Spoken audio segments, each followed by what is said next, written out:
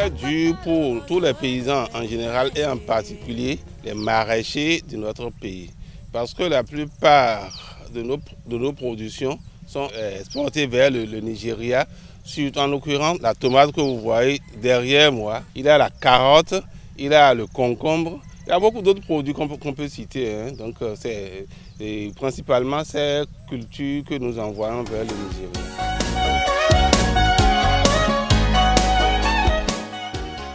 À court terme, on doit faire l'état des lieux pour voir quels sont les paysans qui ont été affectés, véritablement affectés par cette fermeture de la frontière. Voir quelle quantité de production ils ont perdu et leur donner une subvention pour qu'ils puissent au moins payer les dettes qu'ils ont vis-à-vis des structures bancaires.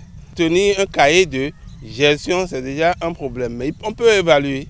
Nous n'allons pas attendre que la gestion entre dans leurs habitudes d'abord, avant d'évaluer ce qui s'est passé après cette fermeture de frontières.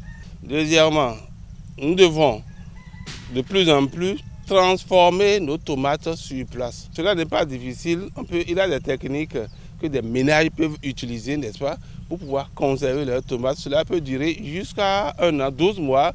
Mais même dans le meilleur des cas, ça peut durer jusqu'à 24 mois. Quand on installe les industries, cela n'est pas fait à partir d'une étude préalable pour voir quelle variété de tomates, par exemple, si nous prenons le cas de la tomate, pouvait être utilisée pour telle usine ou une autre. Selon ce que j'aurais appris, les usines qui ont été installées ne sont pas adaptées à nos variétés de tomates.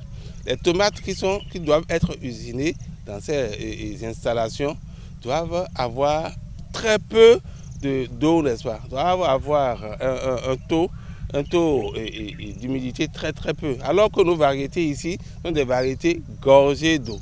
C'est peut-être ça là qui a bloqué que depuis près de 5 ans, l'usine est là.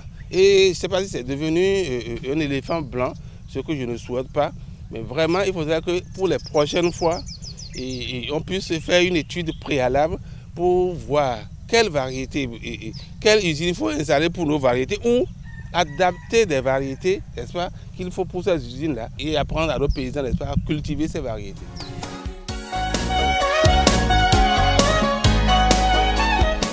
Quand la température dépasse un seuil, le paysan n'arrive plus à produire la tomate, ce qui fait que chez nous, ici au Bénin, surtout en particulier au sud de Bénin, nous n'arrivons à produire la tomate que pendant 3 à 4 mois. Donc une usine tournée pendant 3 à 4 mois, c'est vraiment, ce serait pratiquement à perte. Moi je propose souvent autre alternative, n'est-ce pas, au lieu d'installer de très grandes usines comme ça, je souhaiterais qu'on installe des cellules, de petites cellules, qu'on encourage des particuliers, n'est-ce pas, à acheter des petites usines de 5 millions au plus pour pouvoir transformer les grandes usines là. Quand une seule pièce se gâte, n'est-ce pas, tout l'appareil tombe en panne. Alors que ici, s'il avait 100 transformateurs de tomates, donc quand un seul a des problèmes, les autres aussi n'auront pas le même problème à la fois. Ce que je dis là, n'est-ce pas, est valable pour les autres produits aussi, pour l'ananas et pour la chola et pour l'orange et autres.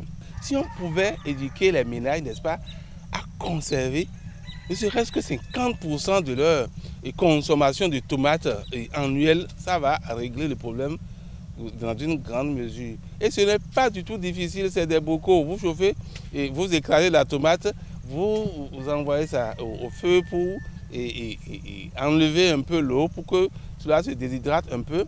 Vous mettez dans des bocaux et vous fermez. Et vous pasteurisez, n'est-ce pas, au feu. Et au moment où on a de manque de tomates sur le marché, les ménages peuvent utiliser leurs produits conservés pour pouvoir préparer leurs sauces, pour faire leurs recettes culinaires.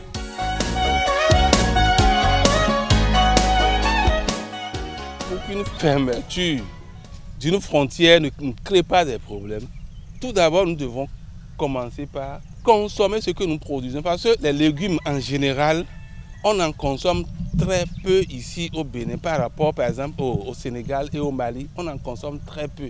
On doit commencer par mettre dans les habitudes de la population la consommation des légumes pour que quand le maraîcher produit les légumes, il puisse avoir quelqu'un pour consommer. Donc vraiment, les conserves de tomates qui viennent de l'extérieur, c'est relativement moins cher, mais ce qui est derrière, nous ne savons pas. Nous devons consommer les tomates qui sont ici au lieu de nous abonner aux conserves de tomates qui nous viennent de l'extérieur. Consommons ce que nos paysans produisent ici.